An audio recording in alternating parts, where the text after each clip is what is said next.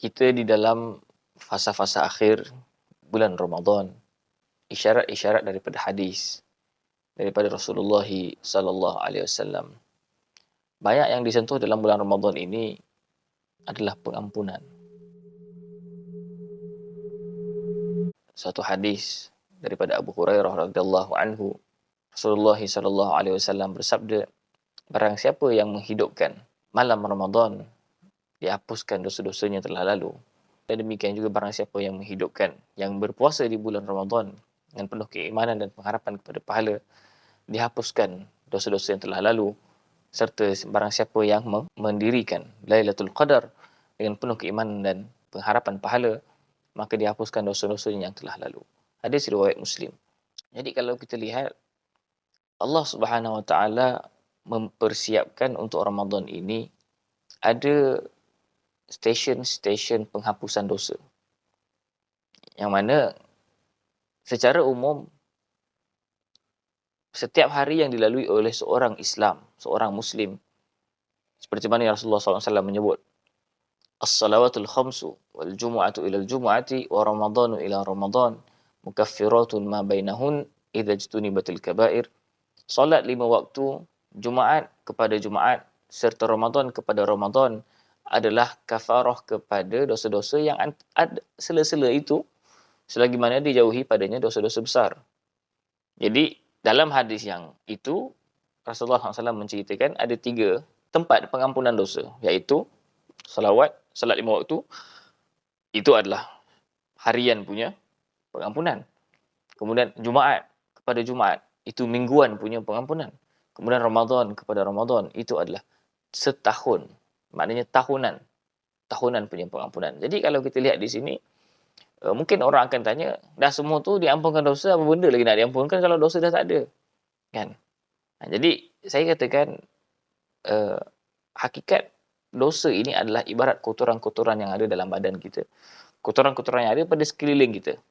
Ada perkara yang kita hapuskan secara rutin. Ada perkara yang kita bersihkan secara mingguan. Contoh kita basuh kereta mungkin seminggu sekali. Kita kemas rumah macam mana, mungkin ada yang kita kemasnya seminggu sekali, ada yang kita kemas setiap hari. Dan juga ada juga perkara yang kita buat setahun sekali. Dan kalau kereta tu major service contohnya, kan, mungkin 2 tahun sekali, 3 tahun sekali kalau kereta lah. Tapi kalau rumah kita ada perkara yang kita buat setahun sekali yang memastikan bahawa rumah itu bersih dan seumpamanya. Demikian juga sebenarnya stesen-stesen yang Allah datangkan kepada kita, khususnya dalam bulan Ramadan ini. Kan? Allah Subhanahu Wa Taala apabila memberikan satu amalan yang menghapuskan dosa, ia adalah suatu amalan yang cukup tepat dengan apa yang nak dihapuskan. Ini kerana sunnah Quraniyah ataupun isyarat daripada Quran menunjukkan bahawa setiap dosa itu ditebus dengan perkara yang berlawanan dengannya.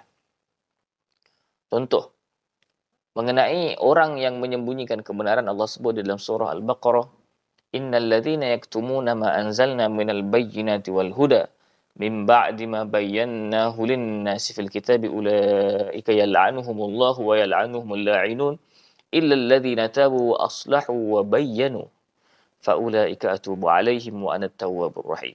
Sesungguhnya orang-orang yang menyembunyikan keterangan yang telah kami turunkan daripada bentuk-bentuk penerangan-penerangan dan hidayah setelah kami terangkannya kepada manusia, mereka ini adalah orang yang dilaknat oleh Allah Ta'ala dan dilaknat oleh orang-orang yang melaknat, iaitu para malaikat dan juga para salihin. Kecuali orang-orang itu dia bertaubat, memperbaiki dirinya, memperbaiki taubatnya dan menjelaskan. Jadi dia sembunyikan keterangan, taubatnya bukan sekadar kembali pada Allah, taubatnya adalah menjelaskan. Jadi dia kena undo dia punya perbuatan dia. Demikian juga kalau kita lihat untuk orang yang munafik, Allah Subhanahu Wa Taala menyatakan di dalam surah An-Nisa, innal munafiqina fid darkil asfali minan nar wa lan tajid lahum nasira.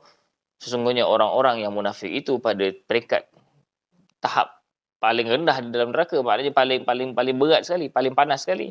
Dan kamu tidak akan dapati baginya sebarang bentuk penolong.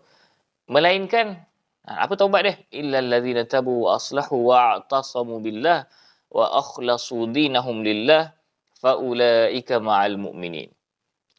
melainkan orang-orang yang bertaubat, memperbaiki dirinya, berpegang teguh dengan Allah Ta'ala, dan mengikhlaskan segala cara hidupnya, agamanya itu kepada Allah Ta'ala. Maknanya orang munafik, taubatnya bukan sekadar kembali pada Allah, taubatnya kena ikhlas.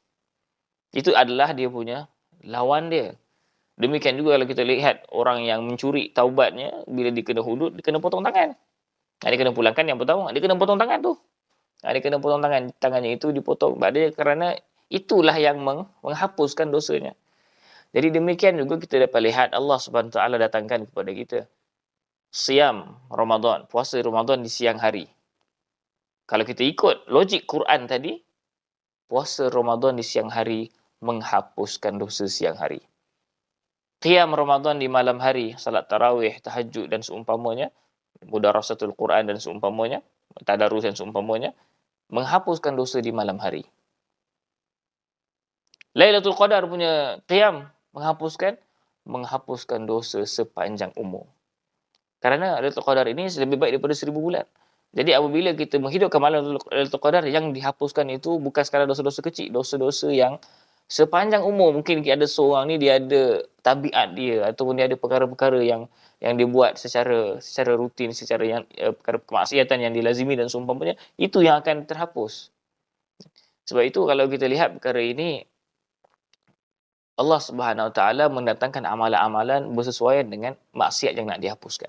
Apabila kita melihat bulan Ramadan dalam kerangka pengampunan, kita akan sangat mengharapkan. Sebab itu puasa namanya imsak. Dan kalau kita cuba memahami bahawa puasa ini menghapuskan dosa-dosa waktu siang, kerana apa?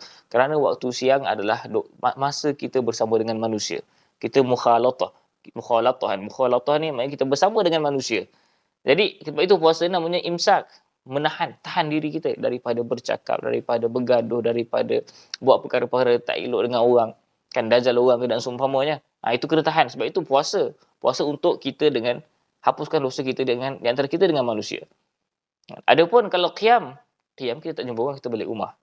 Jadi qiyam ini, kenapa qiyam ini menghapuskan dosa waktu malam? Kerana qiyam ini adalah seperti mana sebelum ini waktu malam kita berpaling daripada Allah Subhanahu Wa Taala, mengabaikan hak Allah Subhanahu Wa Taala, membuat maksiat di antara kita dengan Allah Subhanahu Wa Taala.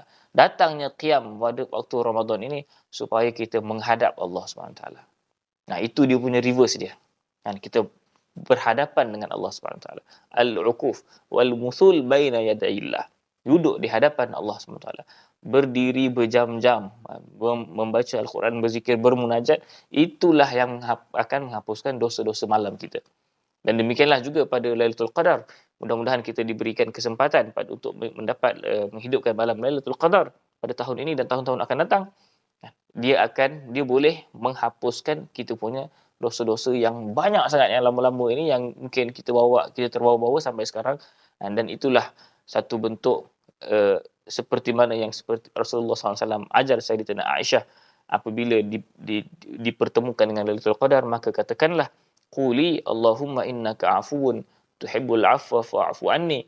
Ya Allah, sesungguhnya engkau ini yang maha pengampun, cintakan keampunan, dan ampunkanlah aku. Itu doa yang diajar oleh Rasulullah SAW. Kerana pengampunan ini adalah hakikat keseluruhan yang kita mahukan daripada Allah SWT. Itulah kunci pertama untuk kita diterima sebagai hamba Allah Subhanahu Wa Taala. Aqulu qawli hadha wa astaghfirullahal azim li wa lakum. Assalamualaikum warahmatullahi wabarakatuh.